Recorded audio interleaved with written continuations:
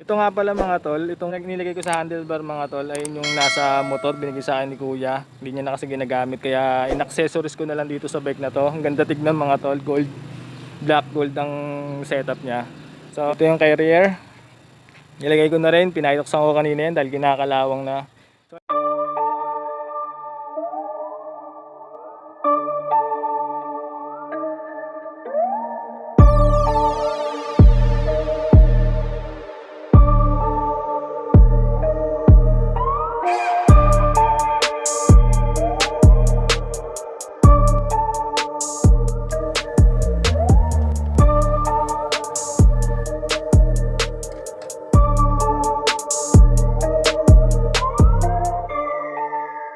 What's up mga tol?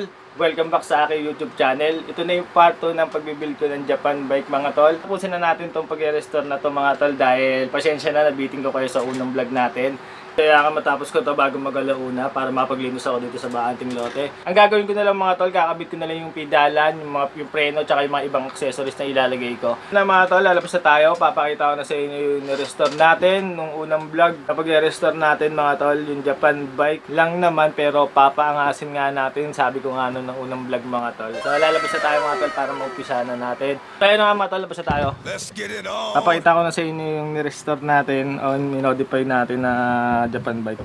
Ito nga pala yung bike mga tol. Damn! Ayun na mga tol, babalikan ko na lang kayo. Ayusin ko muna yung mga gagamitin natin o yung mga ikakabit natin na ibang pyesa pa rito. Para mapagpatuloy na natin yung pag-assemble o pag-restore natin itong Japan bike na to.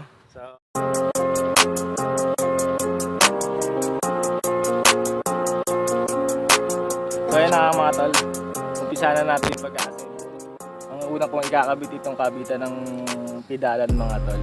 Pag nakabit ko na ito, ipakabit na natin yung pedalan tsaka yung kadena.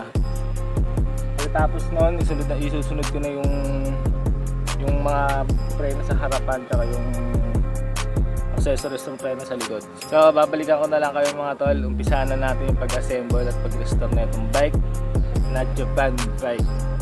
Peace!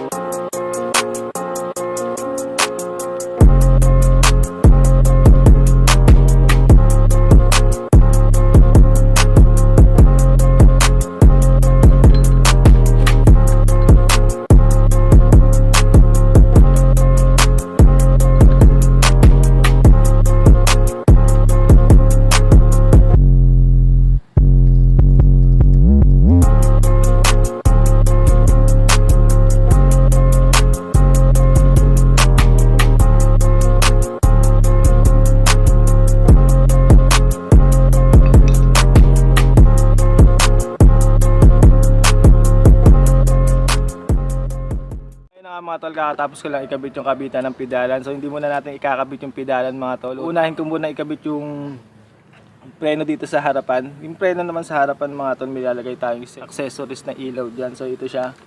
Ito yung ilalagay natin na ilaw na accessories. Itong ilaw na to mga tol, galing sa motor ni kuya. Sira na to. So binigay sa akin. Gagawin na lang natin accessories dito sa bike. Diskartehan ko na lang mga tol kung paano ko ikakabit. Kumuha ko ng bakal na to. Pinahiloksan ko na rin, nirepin ko ng black. Dito natin ikakabit yung ilaw na ganyan. Tapos ikakabit natin dito sa harapan ng preno. So ayun na muna mga tol, mamaya natin ikakabit yung pedalan. Kakabit ko muna tong preno sa harapan. So balikan ko na lang kayo. Peace!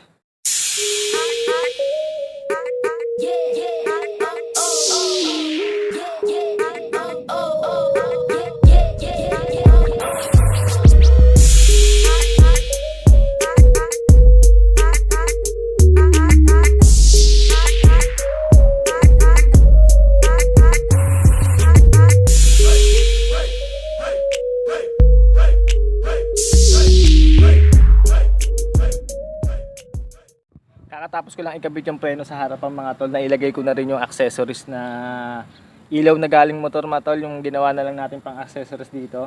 Binigay sa akin ni kuya to mga tol dahil sira na to. So naisipan ko i-accessories na lang dito sa bike. Susunod ko naman gagawin mga tol. Kakatapos ko ikabit yung preno dito sa likuran, ikakabit na natin yung pedalan tsaka yung kadena niya. So ayun na lang naman yung gagawin natin mga tol. Matatapos na tayo dito sa pag-restore at pag-modify nitong Japan bike na to mga tol. So balikan ka na lang kayo mga tol.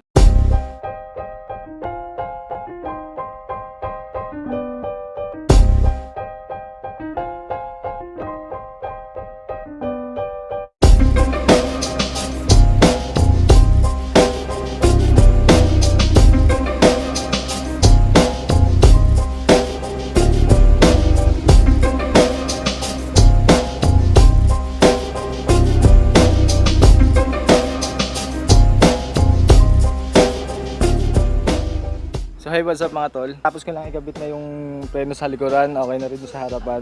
Ako ng pwesto mga tol, inabutan na ako ng araw dito sa pwesto ko. Masyado na mainit dito sa pwesto ko.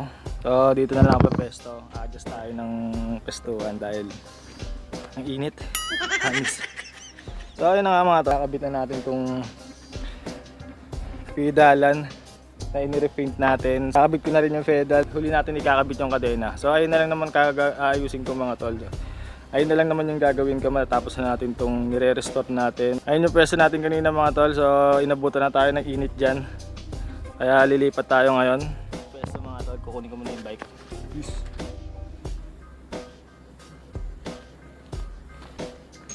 Nakalipat na tayo rito sa malilim na pwesto. So kanina sobrang init doon. Nakabait ko na nga yung preno mga tol. Milalagay tayo sa midulo ng wire ng preno. Yung dulo ng preno mga tol, pwede natin ilagay ito para maganda tignan yung dulo, hindi kita yung pagkaputol ng preno niya.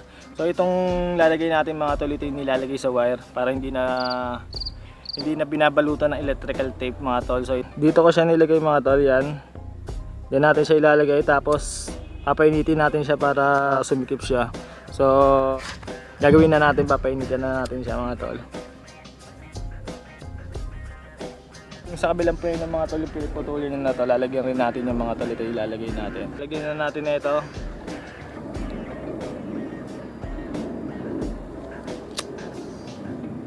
So, ayan, nakabit na nga mga tol.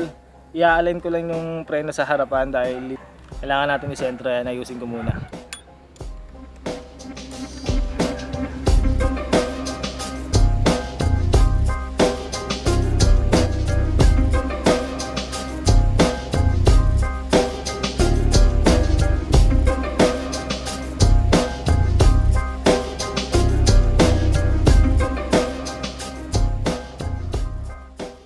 Ayan na nga mga tol, tapos na tayo sa proseso ng pagkabit ng preno. Na-align na rin natin yung preno mga tol, na-condition na rin natin yung preno. So, na-repair na rin natin yung mga dulo. Ang gagawin naman natin ngayon mga tol, ikakabit na natin yung pedalan, ikakabit na natin yung pedal. Tapos ikakabit na rin natin tong kadena mga tol. So ayun na lang yung huling gagawin natin mga tol para matapos tong minamodify natin na Japan bike. So ang ganda naman ng kinalabasan mga tol, sulit yung pagod natin. Ang ganda ng kinalabasan ng bike, Japan bike lang pero napaangas natin mga tol.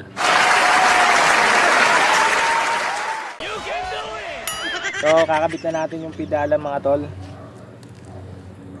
Saan yung pedal ko? Lalagay ko muna yung pedal. Kakabit ko muna to mga tol. Tapos kabit na natin dun sa mi bike. Tapos lagay na rin natin kadena. So ayun na lang gagawin natin mga tol, matapos na tayo. Balikan ko na lang kayo. Peace out. Audio Jungle.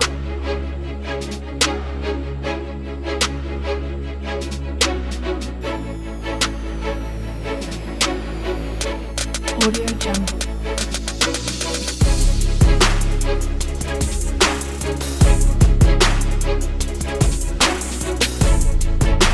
Audio Jungle.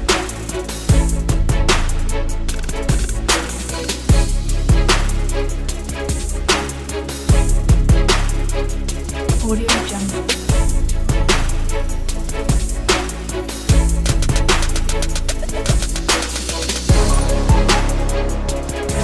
Audio Jungle.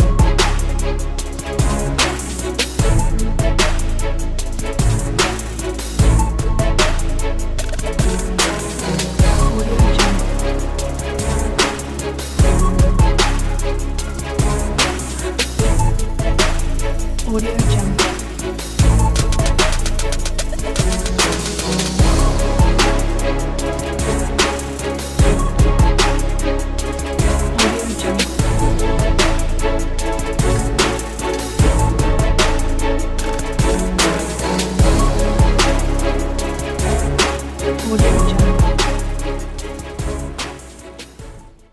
ko na ilagay yung pedalan mga tol, natapos ko na rin yung lagay yung kadena. So naalay na rin natin siya mga tol. Okay na yung ano niya. Okay na yung pagpedal. Gagawin ko na lang mga tol, dadagdag na lang ako ng accessories. Ilalagay tayo ng accessories na galing sa Sandugo na sandals mga tol. Ito galing to sa Sandugo na sandals. Ilalagay ko siya dito sa mi carrier. Magiging accessories siya. Kaya pag ilalagay ako doon mga tol, so, ito na yung gagamitin natin tali. So tungkol naman dito mga tol, kaya diyan natin ilalagay yung pambomba mga tol. Pambomba ng gulong. Pambomba ng gulong, dagdag accessories yun yung mga tol. Dagdag pampangas rin ng bike yung mga tol. So ayun na nga mga tol, ayun na lang yung ilalagay natin ngayon, yung accessories na yon. Para matapos na tayo dito sa project bike natin na Japan bike.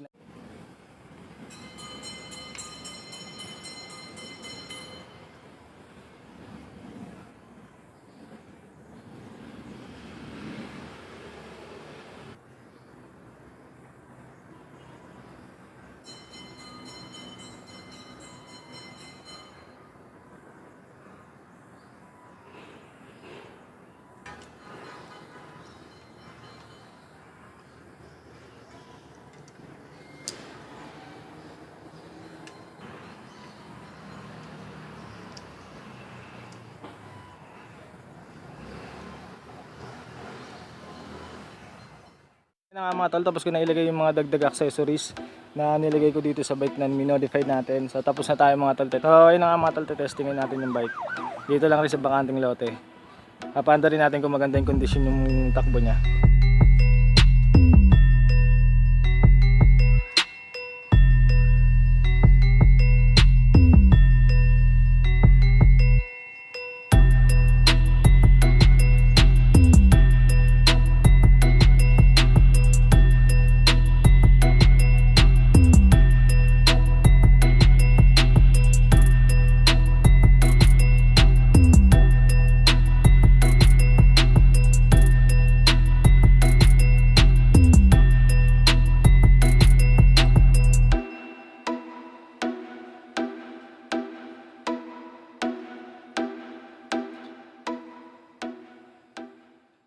Yun na nga mga tol, sa wakas natapos na natin. Pahinga muna ako dahil maglilinis pa ako dito sa bakanting lote. Ano oras na rin mga tol, kailangan matapos natin yung paglilinis dito sa bakanting lote. So ayun na nga. So sana mga tol, hindi ko kayo nabitin ngayon sa pag-restore natin ng Japan bike. So ayun na nga, natapos ko na nga mga tol. Pasensya na mga tol kung nabitin kayo sa unang vlog. So ngayon tinapos na natin para may magamit na tayo bukas pagpasok natin. Linggo kasi ngayon day off, bukas may pasok tayo. So natapusin na natin dito yung vlog na to mga tol. At kung hindi ka pa po nakasubscribe sa aking YouTube channel, huwag mo po sana kalimutan subscribe para mag-updated ka sa mga bago kong video na i-upload ko. Ako nga po pala si Alvin Pascua. God bless po sa inyong lahat at mag-ingat po kayo palagi. Peace!